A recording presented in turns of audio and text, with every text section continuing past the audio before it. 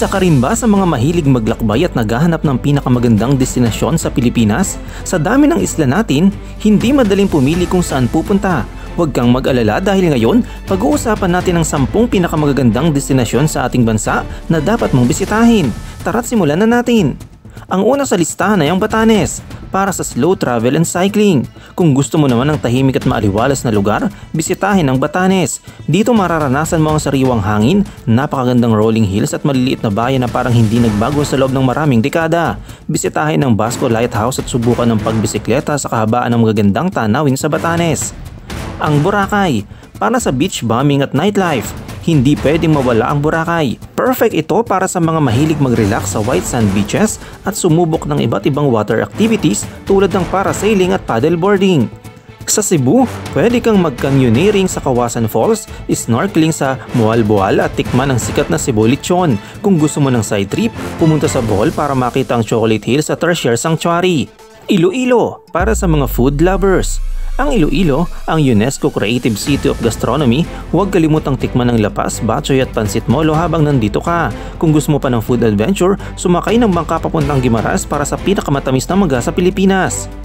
Ang Samar, para sa cave exploration. Gusto mo bang pumasok sa mga misteryosong kuweba? Sa Samar mo yan mararanasan.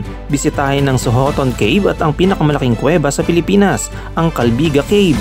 Magdala ng flashlight at extra clothes dahil siguradong magiging madumi ka sa spelunking adventure na ito. Ang Siargao, para sa surfing at island life. Hindi lang pang surfing ang Siargao, dito mo mararanasan ng laid-back island life, lively nightlife at island hopping.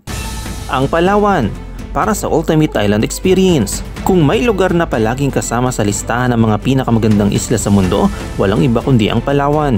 Dito mo matatagpuan ang napakahabang coastline, malaparaisong beach at kamanghamanghang likas na yaman.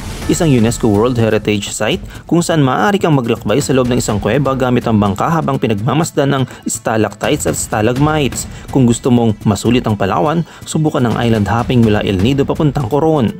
Ang El Nido, Palawan, para sa mga adventurous beach lovers. Sa hilagang bahagi ng Palawan, narito ang El Nido, na puno ng limestone cliffs, crystal clear lagoons at hidden beaches. Dito mo mararanasan ang kayaking sa big at small lagoon, snorkeling sa malinaw na tubig, at paglangoy sa hidden beach na talagang nakatago sa likod ng isang underwater crevice. Pwede kang mag-rent ng motorsiklo para sa isang road trip mula Puerto Princesa papuntang El Nido.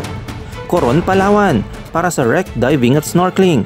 Isa pang Palawan gem ang Coron dito.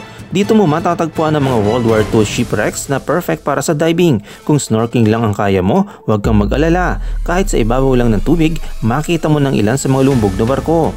Pwede mo ring bisitahin ang Kayangan Lake, ang pinakamalinis na lawa sa Pilipinas, o umakyat sa Mount Tapias para sa napakagandang sunset view. At ang Cordillera Region, para sa mahilig sa hiking at bundok. Kung mas trip mo ang malamig na klima at hiking kaysa beach, tamang-tama ang Cordillera Region sa iyo. Sa Banawi at Batad, makikita mo ang UNESCO listed rice terraces, habang sa Sagada naman, pwede mong bisitahin ang mga hanging coffins at mysterious caves.